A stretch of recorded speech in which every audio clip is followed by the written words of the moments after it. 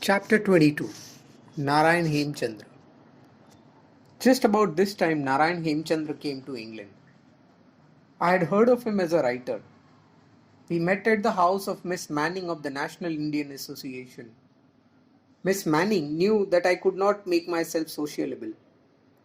When I went to her place, I used to sit tongue-tied, never speaking except when spoken to. She introduced me to Narayan Hemchandra. He did not know English. His dress was queer, a clumsy pair of trousers, a wrinkled, dirty, brown coat after the Parsi fashion, no necktie or collar, and tasselled woolen cap. He grew a long beard. He was lightly built and short in stature. His round face was scarred with smallpox and had a nose which was neither pointed nor blunt. With his hand he was constantly turning over his beard. Such a queer-looking and queerly dressed person was bound to be singled out in fashionable society. "I have heard a good deal about you," I said to him. "I have also read some of your writings. I should be very pleased if you were kind enough to come to my place." Narayan Hemchandra had a rather hoarse voice. With a smile on his face, he replied, "Yes, where do you stay?" "In Store Street." "Then we were neighbors. I want to learn English. Will you teach me?"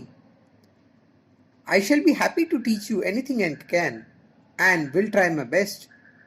If you like, I'll go to your place." "Oh no, I shall come to you. I shall also bring with me a translation exercise book." So we made an appointment. Soon we were close friends. Narayan Hemchandra was innocent of grammar. Horse was a verb with him and run a noun. I remember many such funny instances. But he was not to be baffled by his ignorance. My little knowledge of grammar could make no impression on him. Certainly he never regarded his ignorance of grammar as a matter of shame. With perfect nonchalance he said, "I have never been to school like you. I have never felt the need for grammar in expressing my thoughts. Well, do you know Bengali?" "I know it. I have travelled in Bengal. It is I who have gained Maharshi Devendranath Tagore's works to the Gujarati-speaking world, and I wish to translate into Gujarati the treasures of many other languages. I have always content myself with bringing out the spirit. Others, with their better knowledge, may be able to do more in future, but I am quite satisfied with what I have achieved without the help of grammar. I know Marathi, Hindi, Bengali, and now I have begun to know English. What I want is copious vocabulary. And do you think my ambition ends here? No fear. I want to go to France and learn French. I am also told that language has an extensive literature. I shall go to Germany also, if possible, and then learn German." And thus he would talk on unceasingly. He had a boundless ambition of learning languages and of foreign travel. "Then you will go to America also?"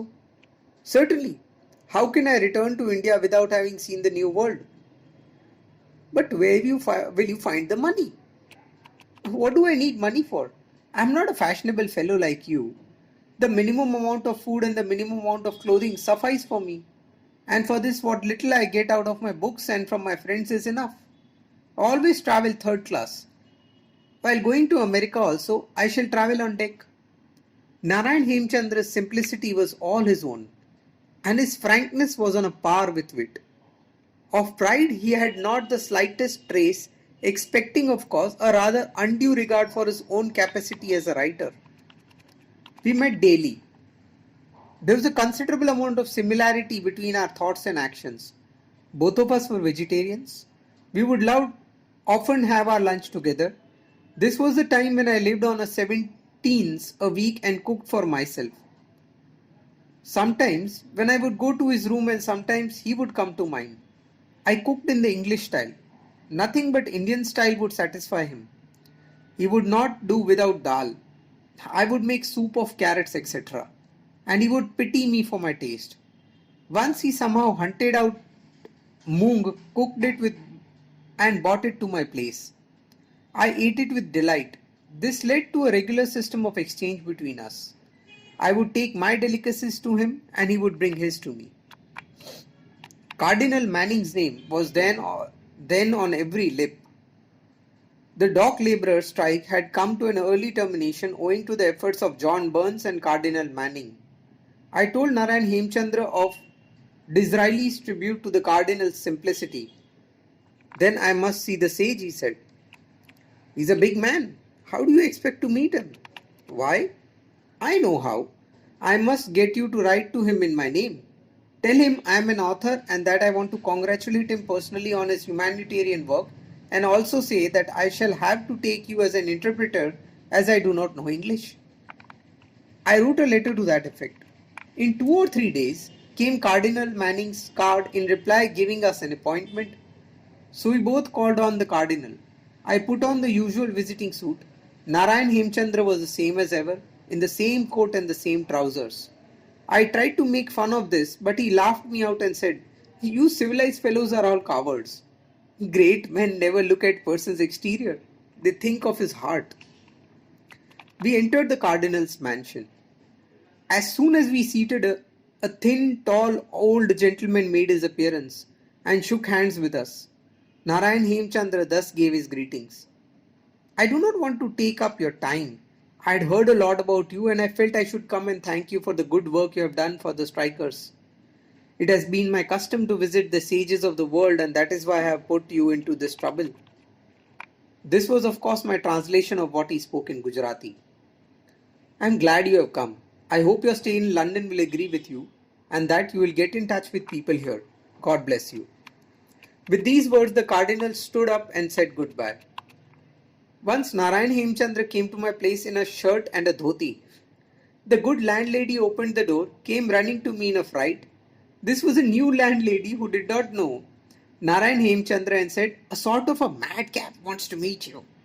I went to the door and to my surprise found Narayan Hemchandra. I was shocked. His face, however, showed nothing but his usual smile. "But did not the children in the street rag you?" "Well, they ran after me, but I did not mind them and they were quiet." Narayan Hemchandra went to Paris after a few months in London. He began studying French and also translating French books. I knew enough French to revise his translation, so he gave it to me to read. It was not a translation, it was the substance. Finally, he carried out his determination to visit America. It was with great difficulty that he succeeded in securing a deck ticket. While in the United States, he was prosecuted for being indecently dressed, as he once went out in a shirt and a dhoti. I have a recollection that he was discharged.